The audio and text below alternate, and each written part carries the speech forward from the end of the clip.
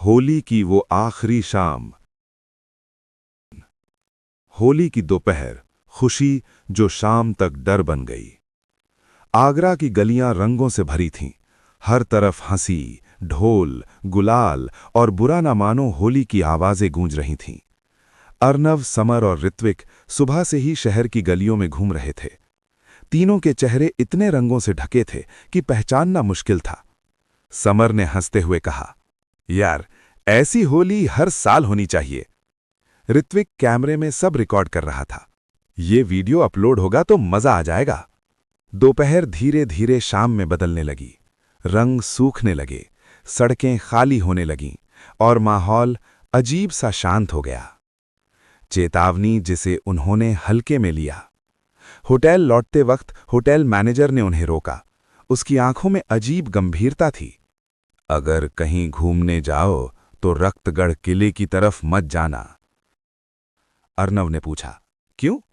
Manager ने धीरे से कहा, होली की रात वहां पुरानी होली दोहराई जाती है, लेकिन इस बार रंग खेलने वाले इंसान नहीं होते। तीनों ने हंसकर बात टाल दी। समर बोला, भाई, आज रात वहीं चलते हैं। ऋत्विक थोड़ा असहज था, लेकिन रोमांच जीत गया। रक्तगढ़ किला, जहां हवा भी फुसफुसाती थी। रात 7:15।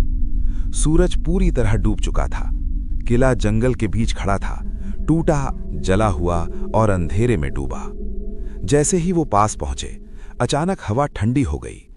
पेड़ बिना वजह हिलने लगे।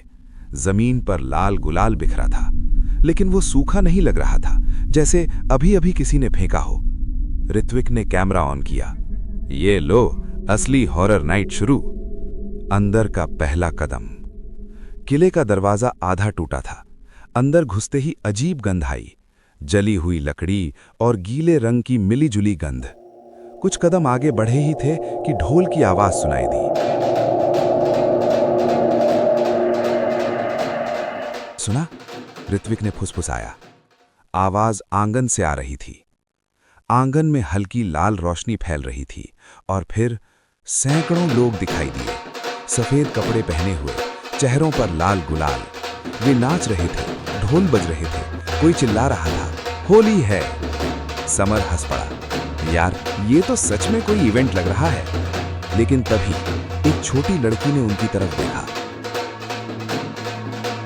और उसकी मुस्कान असामान्य रूप से चौड़ी। ढोल अचानक बंद, पूरा आंगन शांत। असली चेहरा। सभी लोगों की गर्दनें धीरे धीरे उनकी तरफ मुड़ी। उनके चेहरे पिघलने लगे, गुलाल नीचे गिरा और नीचे जली हुई त्वचा दिखने लगी। कुछ चेहरों पर छाले थे, कुछ की आंखें खाली गड्ढों जैसी थीं। एक साथ सैकड़ों आवाजें गूंजी, हमारी होली अधूरी है। समर के हाथ कांपने लगे। अचानक किसी ने उसके गाल पर रंग लगा दिया। वो रंग बर्फ जैसा ठंडा था। समर की सांसें तेज हो गईं, उसकी आंखें धीरे धीरे सफेद होने लगी। अतीत की आग। अचानक तीनों के सामने दृश्य बदल गया। 200 साल पहले की वही जगह। गांव वाले हंस रहे थे, होली खेल रहे थे। तभी किले के बाहर घोड़ों की आवाज, हमला, दरवाजे बंद और फिर चारों तरफ आग, चीखें, बच्चे रो रहे थे, लोग दरवाजे पीट रहे थे, लेकिन कोई नहीं बच पाया। शराब। एक जली हुई औरत आगे आई। उसकी आवाज गूंज रही थी, जब तक हर साल 3 नए लोग हमारे साथ रंग नहीं खेलेंगे, हमारी आत्माएं मुक्त नहीं होंगी। समर भीड़ की तरफ बढ़ने लगा। अर्नव और ऋत्विक ने उसे पकड़ लिया। भीड़ धीरे धीरे करीब आ रही थी। भागो अभी। जमीन नर्म होने लगी, जैसे राख पर खड़े हों। दीवारों से धुआं निकलने लगा। ढोल फिर बजने लगे, लेकिन अब वो ढोल नहीं, दिल की धड़कन जैसा लग रहा था। धक धक धक। तीनों दीवार की तरफ भागे। पीछे से जली हुई हथेलियां उनके पैरों को पकड़ने लगी। अर्नव ने पूरी ताकत लगाई, समर को कंधे पर उठाया और दीवार पर चढ़ गया।